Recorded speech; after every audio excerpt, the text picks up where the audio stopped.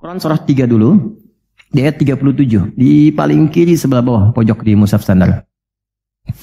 Secara singkat saja, mihrab itu satu tempat yang fungsinya mempercepat terkabulnya doa dan mendatangkan rezeki dari sisi yang tidak diduga. Awas, kita bicara keimanan ya. Dan di situ dipertaruhkan. Mihrab ini tidak harus lebar dan luas. Sehamparan sejadah nggak ada masalah. Yang penting kita gunakan untuk ibadah saja. Di luar ibadah keluar. Itulah kenapa tempat imam disebut mihrab. Kenapa? Karena imam mewakili makmum untuk memohon kepada Allah dalam sholat berdoa. Makanya kualifikasi imam mesti khusus. Bukan imam biasa. Baik. Kemudian tidak harus di masjid. Di rumah boleh dibikin. Maryam pernah dibuatkan mihrab. Saat beliau mengkhususkan diri ibadah, di situ apa yang terjadi? Fataqabbalaha rabbuha biqabulin hasanin wa ambataha nabatan hasanan wa kaffalaha Zakaria. Kullama dakhala 'alayha Zakaria al-mihrab wajada 'indaha rizqa. Qala ya Maryam anna laki hadha? Qalat huwa min 'indillah. Innallaha yarzuqu man yasha' bighairi hisab. Ini poinnya. Setiap Nabi Zakaria mengantarkan kebutuhan Maryam, pakaiannya, makanannya, kebutuhannya, itu sudah ada. Dan ingat, status Nabi Zakaria itu Nabi loh. Beliau tahu itu pasti dari Allah. Tapi ingin dikonfirmasi apakah pendidikan beliau selama ini sudah meresap pada jiwanya atau belum. Ditanya, Maryam dari mana semua ini? Maka beliau jawab, Maryam jawab, huwa min indillah. Paman, ini semua dari Allah. Baik ya? Allah memberikan apapun yang ia kehendaki tanpa batas pada siapa yang diingini. Maka ini dibaca oleh Nabi Zakaria. Mayyasha itu. Jadi kalau ada di Quran diksi mayyasha, jangan simpulkan ini untuk dia saja. Maksudnya, jadi seperti dia, maka Allah akan berikan seperti Allah berikan kepada dia. Maka Nabi Zakaria kemudian sholat di mihrabnya Maryam itu. Minta sesuatu yang selama ini kata orang terbatas. Apa yang dilakukan? Sholat. Dalam sholatnya minta. Perhatikan cara mintanya. Satu, menyebut nama Allah sesuai kebutuhan. Hasan. Ya. Maksudnya apa? Nama yang ketika disebut melahirkan ibadah, melahirkan jawaban. Jadi Allah bentangkan semua nama terkait semua kebutuhan kita. Anda butuh rizki, sebut ya Razak. Anda butuh ilmu, sebut ya Alim. Ya kan? Anda butuh ketahanan mental diri, sebut ya Sabr. Itu 99 tersebar. Itu rumusnya di Quran surah ke-17 ayat 110. Quran surah 17 Al-Isra ayat 110.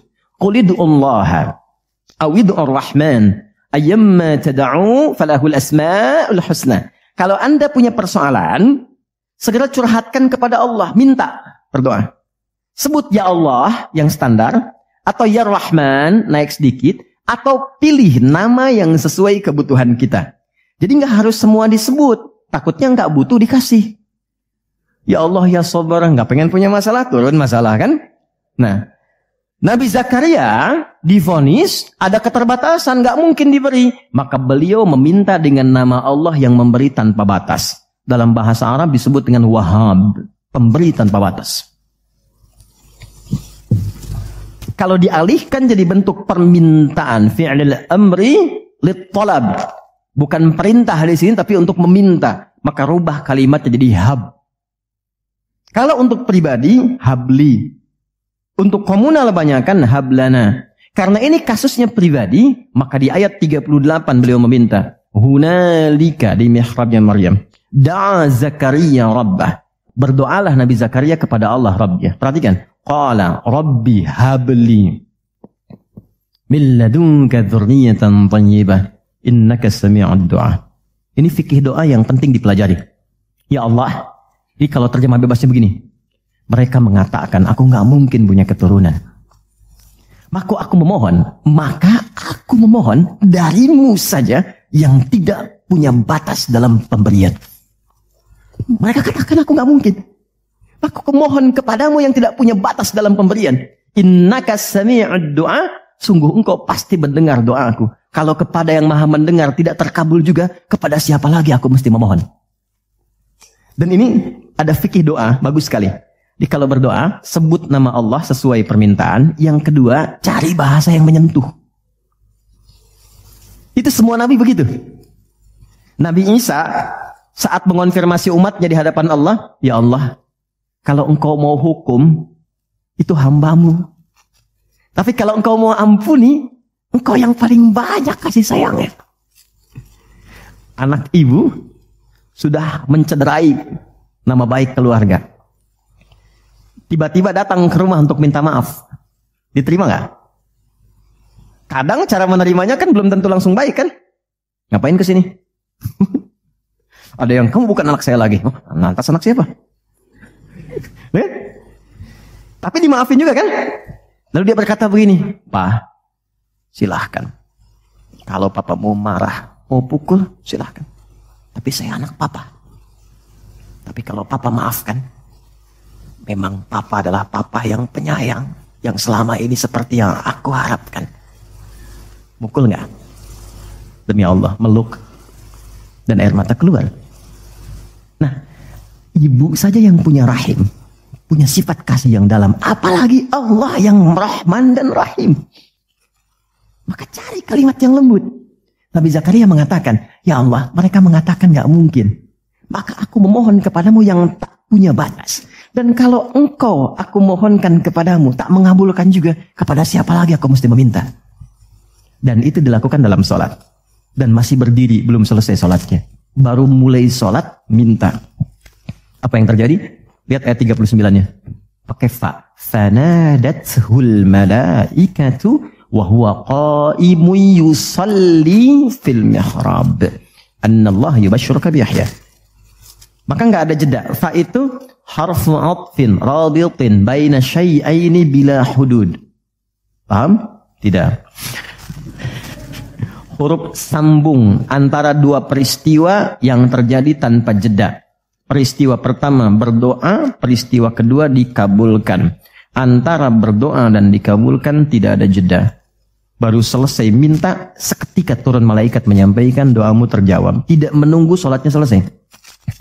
Ternyata kalau sholatnya benar, itu seketika terjawab. Dan beliau meminta dalam keadaan berdiri. Nabi Zakaria seorang nabi, ini saya ingin tunjukkan keutamaan dari barakahnya Nabi Muhammad SAW. Nabi Zakaria seorang nabi, sholat berdiri dikabulkan. Kita umatnya Nabi Muhammad sebelum sholat ditunggu oleh Allah mau minta apa aku kabulkan. Maka turunlah Quran surah kedua ayat 45. Wasta'inu bis sabri wassalah. Kalau engkau punya persoalan, jangan mengeluh kata Allah. Terima dulu dengan sabar. Karena yang lain pun punya masalah. Perhatikan fikih masalah. Nanti kita belajar fikihnya ya. Kata Allah, aku menitipkan masalah ini bukan ingin membuat kehidupanmu bermasalah. Tapi meningkatkan kualitas hidupmu supaya lebih baik kemudian hari. Karena itulah ketika aku berikan, tak mungkin aku titipkan kalau engkau tak mampu. Maka turun ayat berikutnya. La yukallifullahu nafsan illa. Jadi nggak mungkin diuji itu Anda nggak mampu, nggak mungkin.